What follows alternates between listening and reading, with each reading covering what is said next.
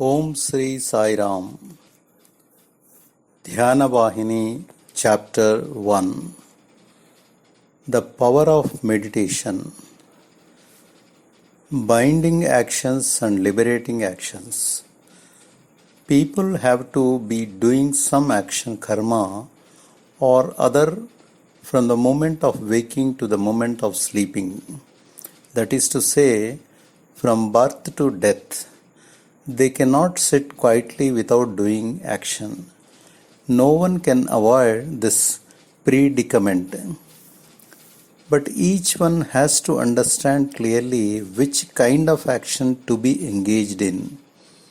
There are only two types: sensory or binding actions, Vishaya karmas, and two actions that liberate, Sreyo karmas.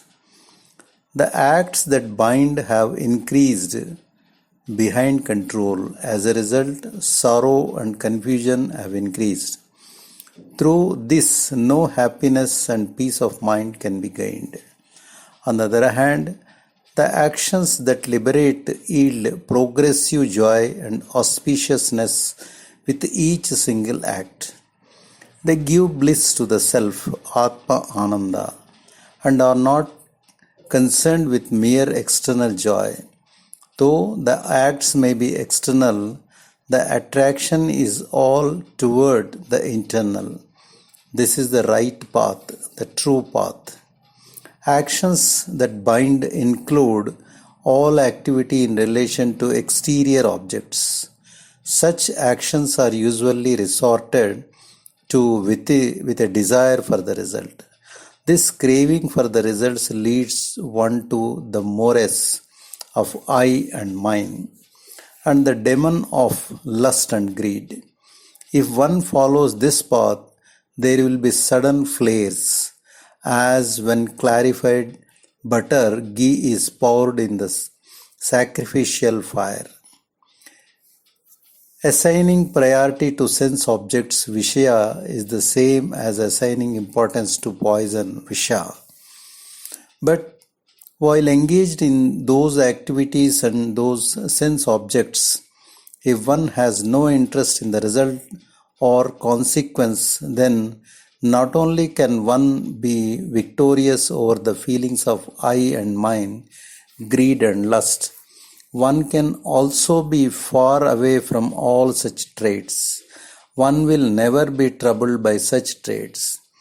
Liberating action is pure, faultless, unselfish, and unswearing. Its characteristic is the importance given to the idea of action without any desire of the fruits thereof, Nishkama Karma, which was elaborated in the Gita. The practice of this discipline involves the development of truth, righteousness, peace, and love, Sathya, Dharma, Shanti, and Prema. While on this path, if one also takes up the discipline of remembering the name of the Lord, where else can one acquire more joy and bliss? It will give the fullest satisfaction. If one treads this holy path, the Lord Himself will bestow all that is needed, all that is desired, all that will give peace of mind. Offer everything to the Lord without any desire for the result. That indeed yields full joy. That is indeed the easiest one. While it is very difficult to speak untruth and act against Dharma, it is very easy to utter the truth and walk in the path of Dharma. It is a very pleasant task to speak out the thing just as it is. One need not spend a moment of thought upon it.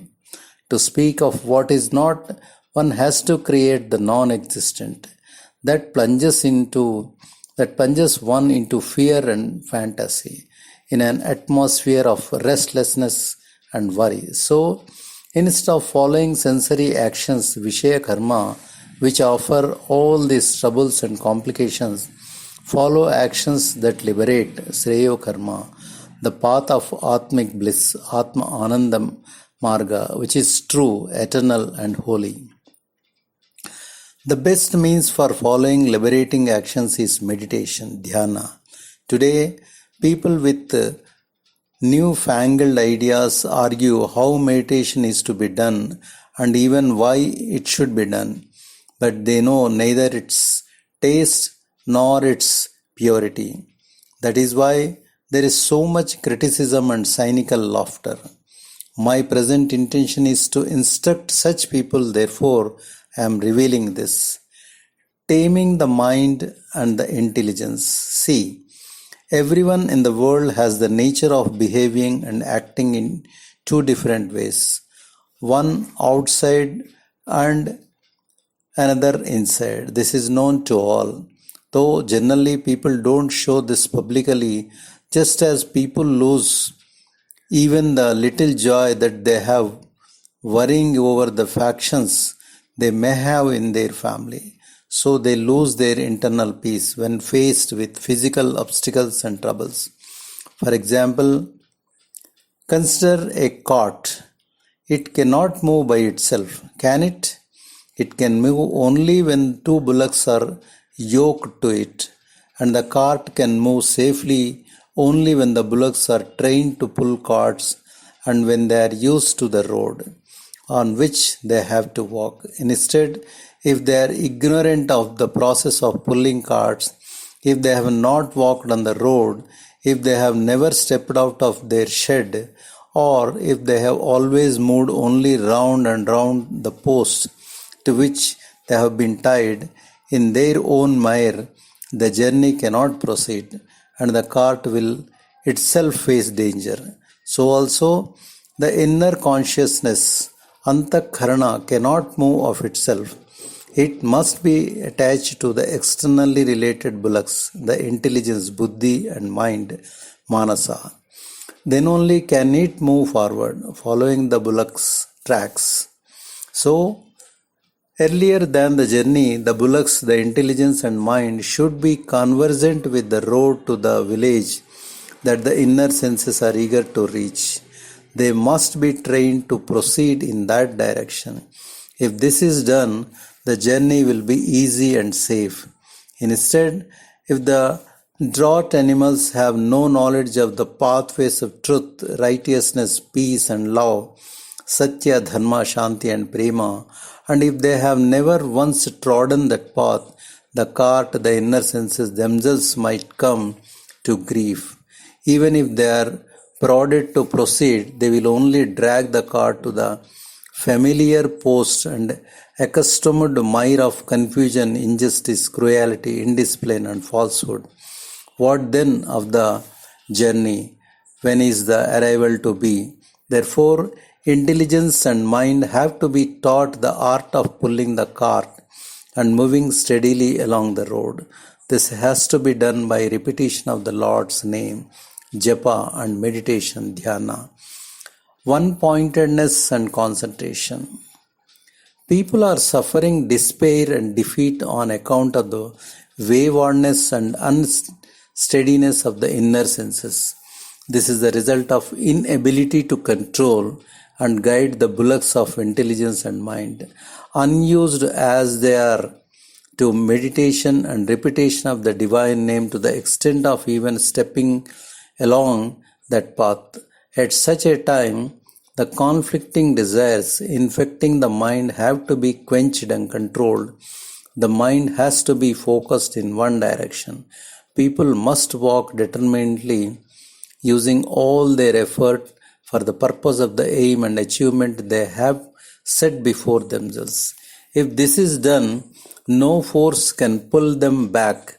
They can attain the position that is their due. Plunge the wayward mind, which is fleeing on all directions in contemplation of the name of the Lord. The effect will be like concentrating the rays of the sun through a piece of magnifying glass. Scattered rays develop the power of a flame into burn and consume. So too, when the waves of intellect and the feelings of mind get one-pointedness through the converging lens of the Atma, they manifest as the universal divine splendor that can scorch evil and illumine joy. Everyone is able to gain success in their profession or occupation only through one-pointed attention. When the pettiest of tasks needs the quality of concentration for its fulfillment, and even the toughest problem yields before unanswering endeavor. The value of chanting the divine name and meditation. People are endowed with unlimited powers. Not a single person is without them. But the road is missed when one is unaware of this truth. To gain awareness of this power, one must join the company of the holy. One must strive in spiritual practice, sadhana, and one must practice repetition of the divine name and meditation. Of what avail is it, even though you have each item of provision in plenty, when you don't know how to cook them into palatable food? Similarly, people have in themselves all the provisions needed for their upkeep and progress, but they discard them lightly and leave them unused because they are ignorant of the process of benefiting by them. People must seek to see and understand the universal power, Shakti, the one without a second, which is the basis of all the multifarious manifestations of name and form in the world. The mind flies at a tangent all the time. Meditation, dhyana, is the process by which it is trained to acquire concentration. As a result of meditation on the highest Atma, Paramatma, the mind will withdraw from sense objects and the sensory world. Just at that time, the intellect, buddhi, must assert its authority and command the mind, manasa, not to entertain any feeling except the thought of the fundamental basis. When its basic truth is known, the mind will not be deluded by the evanescent, the untrue, and the unblissful. Instead, it will welcome the blossoming of joy, happiness, and truth, and it will not be affected by sorrow and grief. Nature, Prakriti, and the cell life force, prana, are indestructible, right? So, everything that is the product of the mingling of these two has a new value inherent in it. One's life also assumes a new splendor when one visualizes and realizes bliss in the awareness of the supreme reality, Satchitananda, through a mind and intellect, manasa and buddhi, that is purified and transformed by means of meditation, dhyana. The taste of the fruit is evident when one sees the whole of it is eaten with no portion left behind. So too, when the taste of meditation is once discovered, one will discard all doubt and discussion thereupon and engage oneself fully in it. Therefore, begin meditation, each one of you from today, even from this moment. Meditation should be performed enthusiastically with full faith and care, and strictly according to the disciplines laid down. If this is done, it will bestow not only the happiness and all victory, but even the vision of the Lord. This is bound to the science of supreme spirituality, Vedanta, and also to the science of nature, Prakriti. These two are different in only one respect. The students of nature, Prakriti, are immersed in the objects of life. The students of Vedanta are immersed in the basic truth of life, and people are bound to both of them. Nature is related to sense objects, Vishaya. Vedanta is related to one's self-reality, Swarupa. If people desire to transform their lives, internal as well as external, into one of splendor, meditation is the best spiritual discipline, sadhana, they can adopt. The method of meditation. The place for meditation should be a little elevated, an inch or two from the ground. Place a mat of dharba grass, a matty long grass grown in India, on it. Spread a deer skin on the mat and lay a thin white cloth on the skin. Sit on it in the lotus posture, Padmasana. The right foot must be above the left and the left foot above the right. The fingers of the hand must be in close touch with one another, and the hands should be placed in front. The eyes must be either half open or fully closed. Then, by means of mental massage, relax the neck, shoulders, hands, chest, teeth, stomach, fingers, back, thighs, knees, calves, and feet. After this, one has to meditate on one's own favorite name and form, with Om added. When this is being done, there should be no mental wanderings. One must be stable and quiet. No thought of past events, no trace of anger or hatred, and no memory of sorrow should be allowed to interfere. Even if they intrude, they should not be considered at all.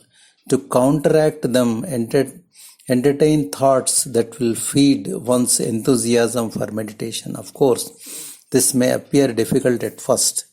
The best time for meditation is the quiet hours before dawn, between 3 and 5 a.m. One can awake, say, at 4 a.m. First of all, sleep has to be subdued. This is very necessary. In order to keep the hours unchanged, one may set the alarm clock for 4 a.m. and rise. Even then, if sleep continues to bother, its effect can be overcome by means of a bath in cold water. Not that it is essential to bathe. It is needed only when sleep gives much trouble. If in this manner the path of meditation dhyana is rigorously followed, it is possible for one to win the grace of the Lord very quickly. Jai Sai Ram.